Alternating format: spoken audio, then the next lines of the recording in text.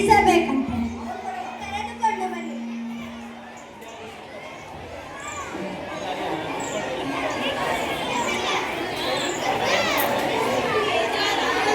ಬಂದ ವಿಷಯ ಕಪ್ಪ ಕೇಳುವುದಕ್ಕೆ.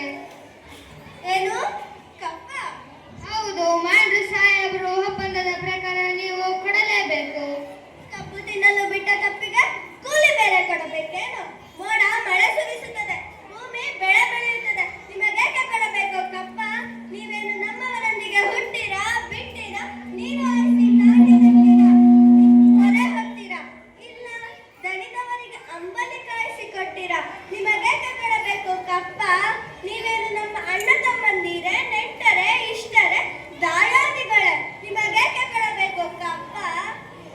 ಏ ಚೆನ್ನಮ್ಮ ರಾಣಿ, ಉಶ್, ನಡುಗೆ ಸಾಯಬೇಡ, ಕುಳಿತುಕೋ.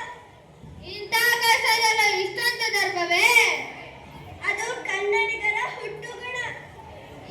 ಈಗ ಜಂಬ ಕಟ್ಟಿಕೊಂಡ ಮೈಸೂರು ಮಣ್ಣು ಪಾಲಾಯಿತು. ಅದು ನಿಮ್ಮ ವೀರತ್ವದಿಂದಲ್ಲ, ವಂಚನೆಯಿಂದ.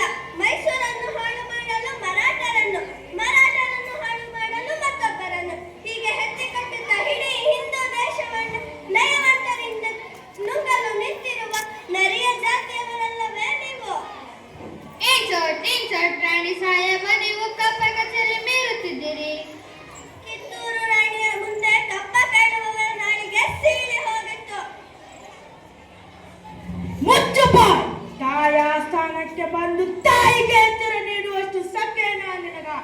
ಇಲ್ಲಿ ಕಟ್ಟಡ ಮಾಡೋ ಅಧಿಕಾರ ಇರೋದು ನಮಗ, ನಿಮಗಲ್ಲ.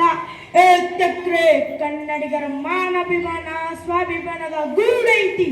ಅಂಜಿಕೆ ಎಂಬುದಿರ ನಾಡೈತಿ. ಕಿತ್ತೂರು ನಾಡು ಸಂಸ್ಥಾನದ ಗೂಡೈತಿ. ಇಂಥ ನಾಡಗ ನೀನು ಜೀವಾಪಾಯ ತೋರಿಸ್ತಿ. ಅಪ್ಪನ ಕಡಿ ಮಾರಾಣೆ ಕಾಲ್ ಕರ್ಕ ಜಗಳಕ್ಕೆ ಬಂದಿರೋ ಕುಂಡಿಗಳನ್ನ ತುಂಡ ಕತ್ತರಿಸ್ತಿದೆ. ನಿಲ್ಲು ರಾಯಣ್ಣ, ಇವರಿಗೆ ಯುದ್ಧದಲ್ಲೇ ಉತ್ತರ ನೀಡೋಣ. ನೀವಿನ್ನು ಹೊರಡಬಹುದು.